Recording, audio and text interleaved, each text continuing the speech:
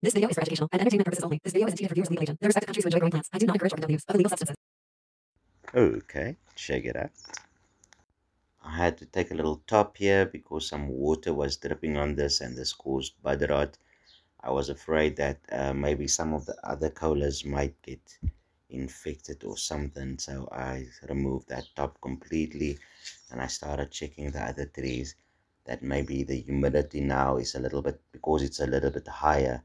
Now I'm having those problems. I just checked the rest of the plant if there wasn't any other dead material there by the stem or so, and well, I also checked the Northern Lights mother plant, but she's all good. Nice and airy there, so no moisture buildup. I use a misting unit to water these girls. Because it's so dry here, I watered or misted once every hour for a few minutes, and now I'm at maybe 4 minutes every 3 hours. Since I put on the netting, as a lot more moisture is kept here, I don't have to keep the plants as wet. Over here, once this plant went into flower, I re-vegged it, and the part that was in flower actually got really old and brown, so I had to snip that down. I find densely packed leaves bring in more troubles for me than it's worth, but yeah, no bud rot on these yet, so I'll just keep on watching. This is Northern Lights, looking pretty awesome, I think. I've been growing Northern Lights a while now. I find this plant easier to grow in this Karoo environment of ours than the sour diesel. So yeah, outdoor grow, multi-branch clone over here, and that one as well. I have no idea what generation these clones are. This is the undefoliated one. I low stress this girl, and from there on I let her grow. She also gets the most light. In this area where I'm growing, I also only get 2 hours, about to 4 hours direct sunlight, and yeah, it's pretty shaded, so sometimes the plants stretch out a bit. This one, she stretched quite a bit, but I'm good with that. Yeah, I'm dealing with that bud rot that was happening in that middle part. I saw it rotting and then decided just to take off that whole bud, as I felt that this would be easier to control the rot. So yeah, this I'm just gonna dry and maybe use for something. I use tap water to water the girls. This water I let stand outside in the sun though, so that it dechlorinates.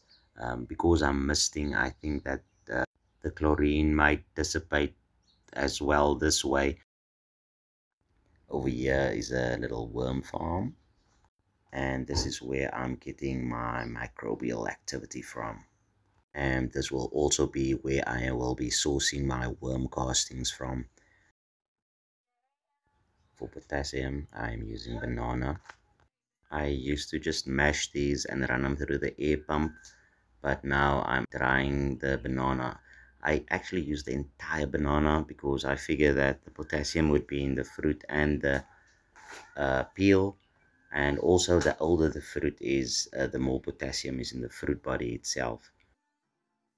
So by drying these out, I'm actually concentrating the potassium, and from here I decided to dry it more and more.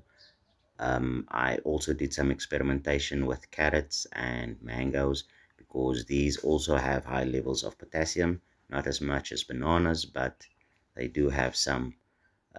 The carrot I just, well, diced finely and left in the sun, and this dried out nicely, and then I ground them from here in a powder, so this can suitable for long-term storage. And from here on out I just mashed it a little bit more with my pestle and mortar and made it a little powder. Because it's so hot here in the Northern Cape, air drying this outside on a rack is actually quicker than even oven, doing it in an oven. Something to remember is the temperatures need to be kept low or the nutrient might degrade. You can also dechlorinate water by running an air pump through them for a bit, and this is also in which I make my compost tea in.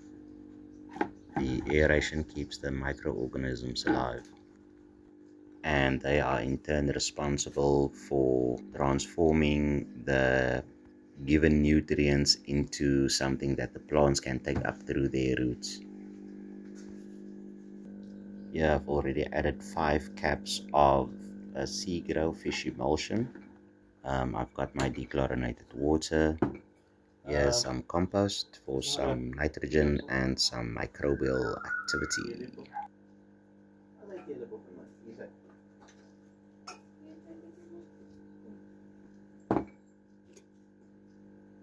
I use a little funnel to just throw into the 5-liter bottle. I just find it easier than trying to fit a teaspoon into there. It's gonna go everywhere. I use about 4 to 5 teaspoons of this, like 1 per liter water, I guess.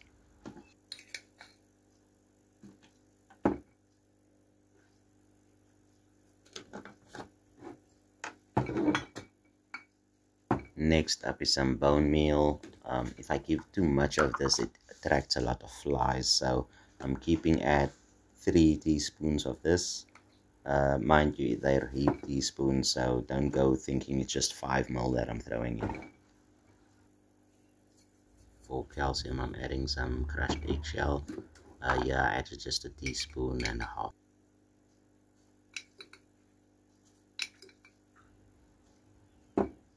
You can actually add more of this if you want. Next up, I have 3 different types of what I feel is high potassium nutrients that I can give. All of these are sun-dried, snipped up, crushed down, and then ground into a powder. And I feel that that way, as more of the plant comes in contact with the water, then there would be much more deposits within the water that would be converted again for the plant's uptake later on. This is a light brew, so I decided just to throw in about 3 teaspoons. The dark one was the banana, there's mango, and there's carrot. I could actually mix all of these, it wouldn't make a difference, but maybe it would in taste, maybe. But yeah, I'm just happy I found more sources of potassium. In this brew, I do not use Epsom salts as this disrupts any microbial activity. I would end it at the end, but it's better to make just a new brew with that and a little bit of compost. I'll cover that later on. Oh, I forgot to add here the worm castings as to boost some microbial activity, and this would also boost some other nutrients, nitrogen and all that, that would get deposited into the water and then into the plants. Much fun, good stuff. Even this bubbles a lot and it moves a lot of the debris and the stuff inside. I still like to stir it still as to keep everything flowing and growing. I consider this a light brew and I can give it every week or so. I can make a darker brew where I add more of the compost and stuff. That one, that's my brew. When I see some deficiencies on the plants, especially with nutrient uptake and so, I make a brew with the compost and about a teaspoon of this Epsom salts and water, and I give that to the plants later on, and this balances out any nutrient deficiencies in plants. I forgot to add some sugar. Usually I use brown sugar for this, but I was out, so I'm using white sugar, just a teaspoon. This is to feed the microbes in your tea. I am aware you can use honey and also molasses, but I do not have any in my area, so I will keep on looking. Now for a dark brew, usually I throw half of this in another 5-liter bottle, fill that up with your dechlorinated water and give it to the plants.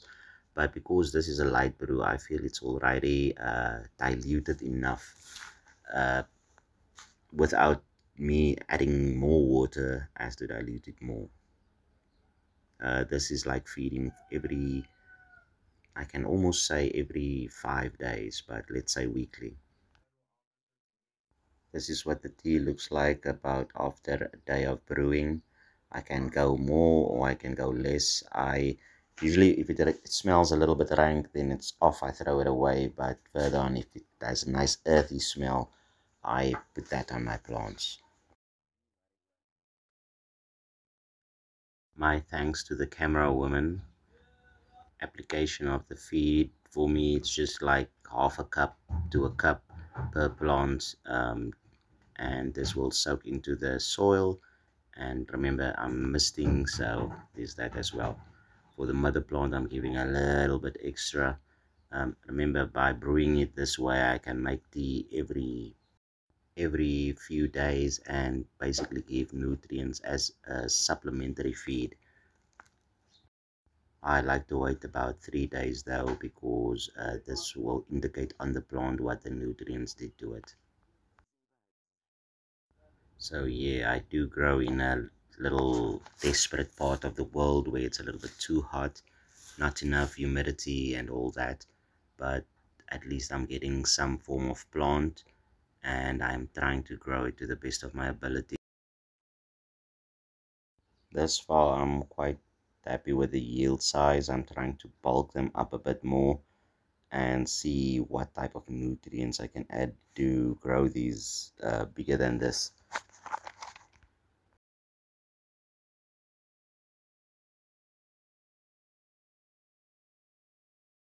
The northern lights in its little bush form seems to thrive in this environment of mine, and yeah, I could grow it more, but I would like to grow a little bit more sativa than indica. The mother plant over here looking brilliant, singular plant with lots of tops. Hoping that they get heavy like her clones. Something else I tried was maybe upping my bean popping technique, and I thought that I'll use organic material, chuck in about a lot of seed. I also sprinkled some calcium on there, and within a few days, some of these started cracking open and all that. I got these seeds from somebody. I want to thank you guys. Unfortunately, I don't know for sure what the strain is or anything, so we'll just see. They said it was 2 strains. So yeah, they started popping out of this organic material, and then I had to start transplanting these into something else, or else I would have been overrun. And yeah, I didn't expect it to go this well, and these seeds just kept on popping. I thought that half of them would be dead, but guess what? I'm gonna grow them. I don't know what type of plant I might get out of them, but they're gonna look brilliant no matter what, because you gotta be grateful what you grow, and you've gotta be grateful for what you get out of the ground. Welcome to my little part of the world. We're basically the Upper Karoo, very desert. This is the rainy season. Hoo hoo. Okay, time to climb that little mountainy hill. Check this out. Little quiver trees all over the place. These get their name from where the original Bushmen made quivers from these branches.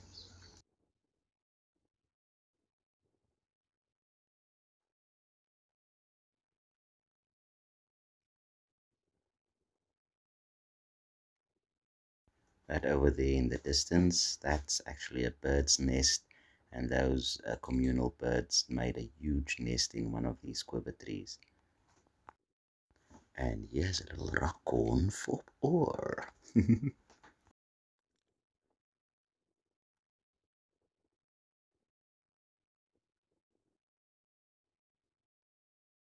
That looks like somebody's wig to me.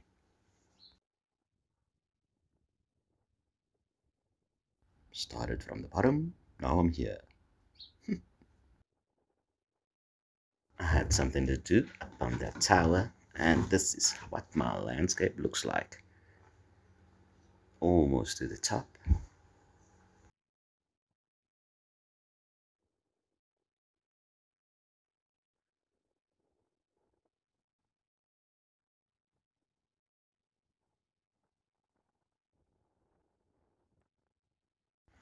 Welcome to the desert, peeps.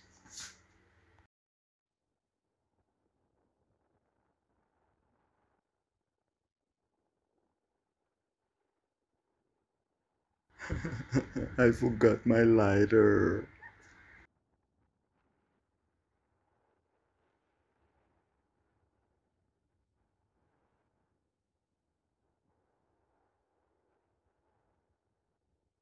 Okay, and down we go. Thank you for watching till here. If you even did, or whoever did. I know or you did.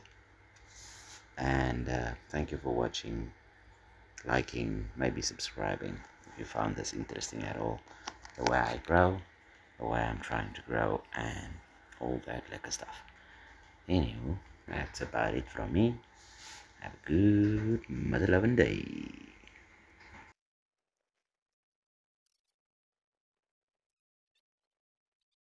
Good vibes, good vibes, good vibes, good vibes.